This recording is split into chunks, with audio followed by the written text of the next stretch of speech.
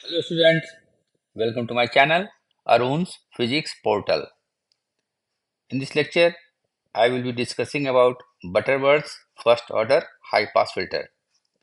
This topic is meant for MSc Physics and Electronics students and also for BE and BTech students of EEE and EC branches. The JRF and NET aspirants will also find this topic useful. The complete note of the topic is provided here for your convenience. I hope you enjoy going through it. Now, let us come to the topic. Before we discuss the Butterworth first order high pass filter, it is advisable to have a look at the passive high pass filter first. So, figure 1 shows you a passive high pass filter. If you look carefully or if you compare the circuit carefully with the passive low pass filter, you see that the position of R and C have been interchanged in this circuit, so that we take the output across the resistor in this case and not across the capacitor as in the case of passive low pass filter. Since R and C are connected in series, the same current flows through both of them. Let this current be I. R and C are in series and therefore the total impedance of R and C is equal to R plus 1 upon SC, where S is equal to j omega. So the current I is equal to Vi upon R plus 1 upon SC, and this is equal to SC upon 1 plus SRC Vi. The output V naught is therefore given by I into R. So this is SC upon 1 plus SRC Vi into R, and this equals V naught equal to SRC upon 1 plus SRC into Vi. The gain is therefore V naught upon Vi. So this is SRC upon 1 plus SRC. Since here SRC is being added to 1 and 1 is a number and therefore SRC must be a number. Since S has dimension of frequency, RC must have dimension of 1 upon frequency. So we write RC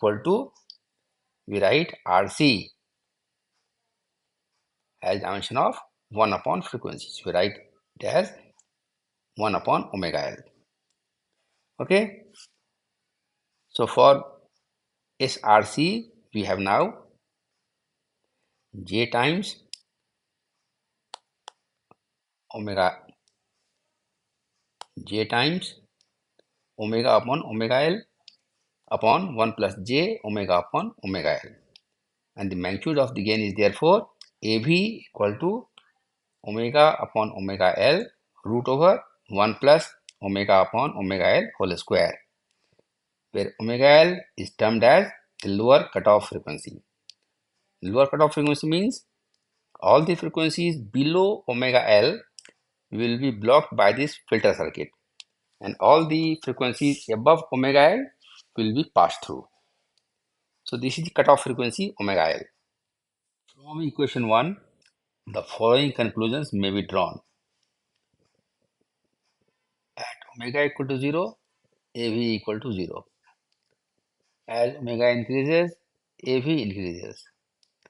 At omega equal to omega L, AV is equal to 1 upon root 2. And as omega tends to infinity, AV tends to 1. We have not said that at omega equal to infinity, AV equal to 1. Why? Because omega can never be infinity. Infinity has no meaning. It is larger than the largest that you can only think of. Therefore, omega tends to infinity, AV will tend to 1. The frequency response curve of the passive high pass filter is shown in figure 2. So here on the y-axis we have gain, on the x-axis we have frequency. The dotted line gives you the gain equal to 1. This is the frequency response curve.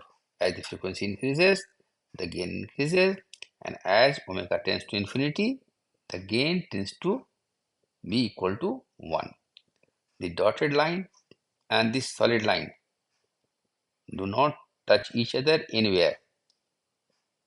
Neither they touch nor they intersect each other, because we cannot have infinity.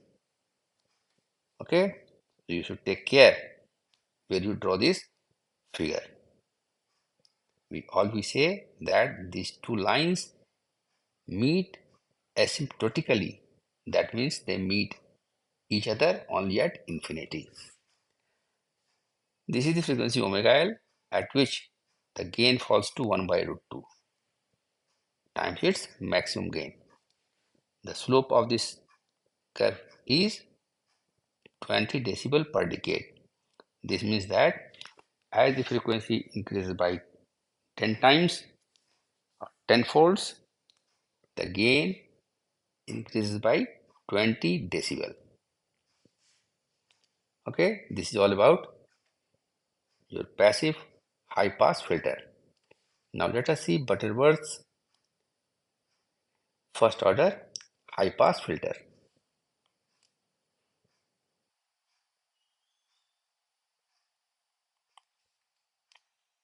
The Butterworth first order high pass filter is shown in figure 3. See here, in this figure, this capacitor and the resistor form your passive low pass filter, as we have seen in figure 1. This figure includes within the red line is nothing but your non-inverting amplifier. The input to the amplifier is Vi dash and not Vi. Vi is the applied potential and a part of it drops across the capacitor C, and therefore the potential Vi dash appearing at the non-inverting input is always less than the applied potential Vi. So the output V naught will be given by 1 plus R by R dash into Vi dash and not equal to 1 plus R by R dash into Vi. Okay, the op amp will amplify only the potential that is applied to its input, and the potential that is applied to its input is Vi dash and not Vi. So the gain of this non-inverting amplifier is AF equal to 1 plus RF by R dash. Okay, since R and C are connected in series, the same current flows through both of them. So we have I equal to Vi upon R plus 1 upon SC, where SC is equal to J omega, or I equal to SC upon 1 plus SRC into Vi. The potential Vi dash at the non-inverting input of the op amp is Vi dash is I into R. Okay, current into resistance there. So this is SC upon 1 plus SCR, SRC, Vi into R. So this Vi dash is equal to SRC upon 1 plus SRC into Vi. And therefore, the output is given by V naught, 1 plus R upon R dash into Vi dash. Put the value of Vi dash here from this expression.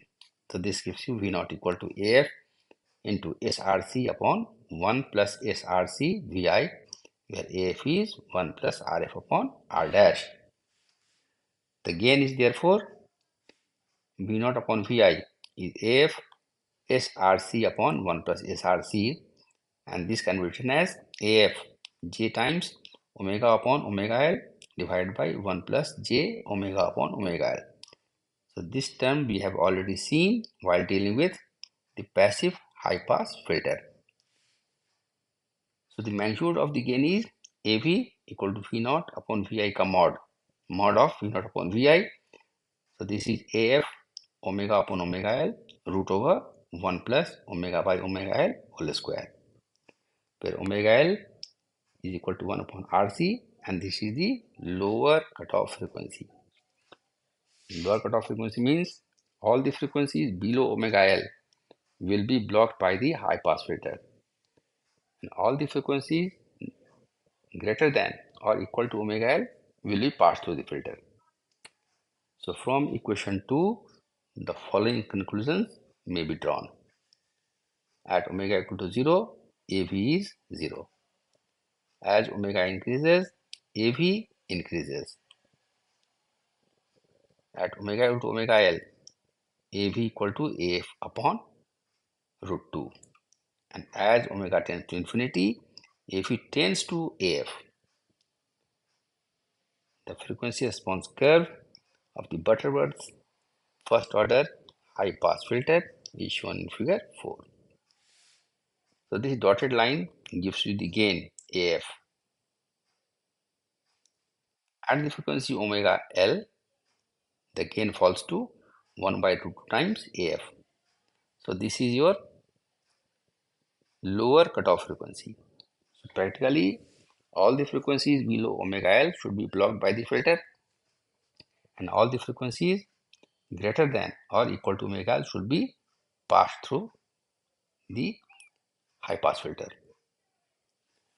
The slope here again is equal to 20 decibel per decade. That means each time the frequency increases 10 folds, 10 times, the gain increases by 20 decibel. While drawing the frequency response curve, take care to see that the dotted line and this solid line do not touch each other anywhere. Clear? So this is all about your passive high pass filter, the Butterworth first order high pass filter, and their frequency responses. I assume you like this presentation. यदि आपको मेरा यह presentation अच्छा लगा हो तो इसे like करें, शेयर करें और मेरे चैनल को सब्सक्राइब करें. So thank you for watching. See you next time with some other topic of interest. Till then, goodbye.